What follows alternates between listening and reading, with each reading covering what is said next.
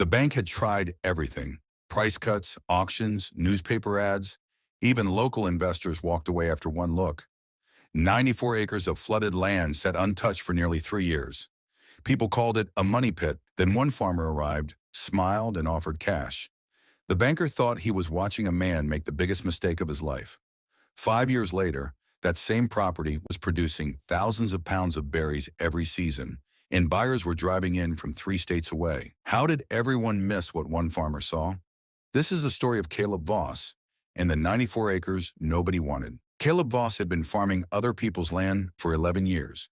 He worked sunup to sundown on rented acreage outside Willow Creek, Ohio, saving every dollar he could toward the one thing he wanted more than anything else: land of his own. But every property that came up for sale was priced for someone else, someone with a bank behind them, or a family inheritance, or investors waiting to flip it. Caleb had none of that.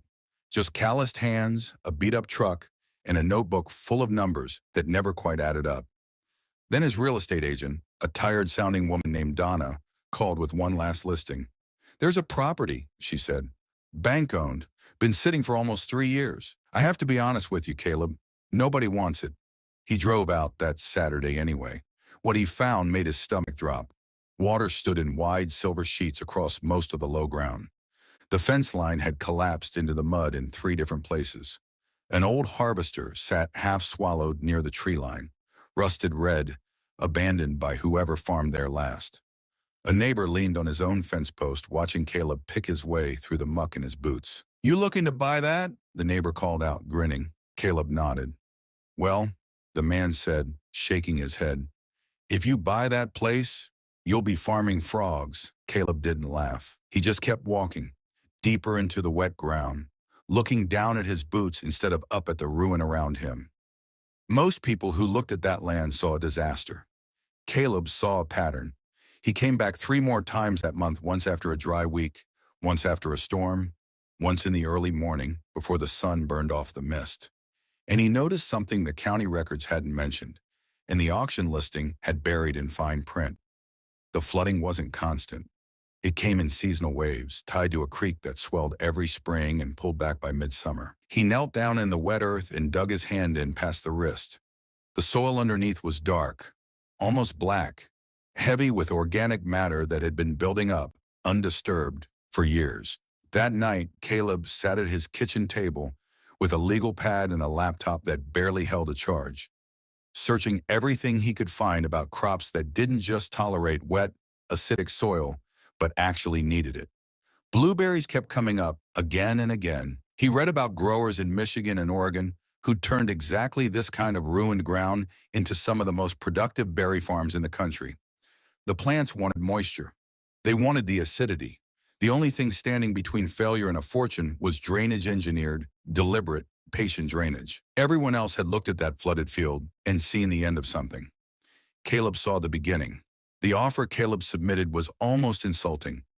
The bank had listed the land at a price no one would touch. He offered less than half of that, expecting to be laughed out of the room. Instead, after 3 years of carrying a property that cost them money every single month, the bank said yes.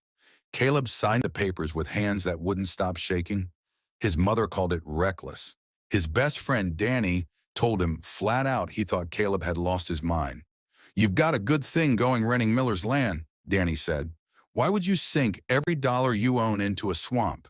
Caleb didn't have a clean answer, just a feeling he couldn't shake, and a soil sample in a mason jar on his kitchen counter that he looked at more than he probably should have. He couldn't afford new equipment, so he didn't buy any. He rented what he needed for a weekend at a time, hauled it back before the late fees kicked in, and did the rest with a shovel and a rented mini excavator he barely knew how to operate. He cut drainage channels by hand across the lowest sections. He planted cover crops to hold the soil together while he worked. He tested pH levels obsessively, adjusting, waiting, testing again. Neighbors driving past saw a man alone in a flooded field, covered in mud from boots to collar, working until the light gave out. For months there was nothing to show for it. No green rows, no proof, just ditches, stakes, and a man who refused to stop. 14 months in, Caleb finally put his first real planting in the ground, nearly 6,000 young blueberry bushes. Ordered on credit he could barely justify. 3 weeks later, a storm system stalled directly over Willow Creek for 2 straight days. Caleb stood at the edge of his property in the rain and watched the creek climb over its banks, faster and higher than anything he'd planned for. By morning, more than half of his new plants were sitting in standing water. He lost close to 3,000 bushes in a single week. Word got around fast in a small town. Danny told him gently that people were saying it out loud at the diner that they'd known this would happen, that the land had beaten smarter men than him. Caleb sat in his truck at the edge of the ruined field for a long time that night, engine off, hands on the wheel, seriously considering walking away while he still had anything left to walk away with. But he didn't. Instead, he went back to the drawing board. He raised his planting beds higher this time, mounding the soil so the roots sat above the worst of the flood line. He dug secondary channels to pull excess water toward two low points. He turned into small retention ponds, turning the property's biggest weakness into a built-in reservoir he could actually use during dry stretches. Every failure was teaching him something the land itself seemed to want him to learn. The second growing season looked nothing like the first. The raised rows held. The retention ponds did their job, releasing water slowly instead of drowning the roots. By early summer, the surviving bushes and the new ones Caleb replanted, with what little money he had left, were thick with green leaves, and, for the first time, small clusters of fruit. He picked the first ripe berries himself, alone, standing in a row that 18 months earlier had been 3 feet underwater. He drove a folding table and a hand-painted sign out to the end of his driveway that weekend. By Sunday afternoon, he'd sold out. Word moved through Willow Creek the way it always does, fast and a little disbelieving. A local diner called asking if he could supply berries for a pie special. Then a restaurant in the next town over. Then a small grocery co-op. For the first time since he'd signed those papers, Caleb Voss's farm turned a profit. It wasn't much, but it was real. Caleb didn't rush. He added a second variety of berry the following spring, then a third the year after that, spreading his harvest window from early summer clear into September. He opened the fields to the public on weekends, charging a small fee for visitors to pick their own. Families started making it a tradition. He built a small roadside shop out of a converted grain shed, where his mother helped him sell homemade jam and berry syrup made from the fruit that didn't sell fresh. Local schools started scheduling field trips. Tourists driving through on their way to the lake started stopping just for the berries. The same 94 acres that neighbors once joked about became one of the busiest small farms in the county, not because Caleb got lucky, but because he'd spent 2 brutal years learning exactly how that land wanted to be farmed. 5 years after the sale, one of the loan officers who'd approved Caleb's original offer drove out to see the property for himself. He almost didn't recognize it.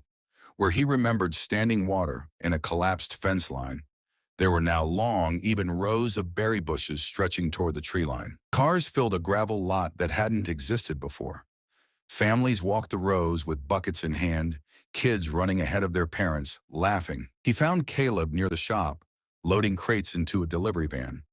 "We thought this land had no future," the banker admitted, shaking his head as he looked out over the fields. Caleb smiled, wiping his hands on his jeans. "It just needed someone willing to understand it," he said. Today, those same 94 flooded acres generate more income each season than many of the traditional row crop farms around them. The property nobody wanted became proof that opportunity doesn't always look like opportunity. Sometimes it looks like 3 years of standing water and a neighbor telling you you're about to go broke. Caleb Voss didn't succeed because he found perfect land. He succeeded because he was willing to see possibility where everyone else had already stopped looking. The greatest opportunities rarely look like opportunities at first glance.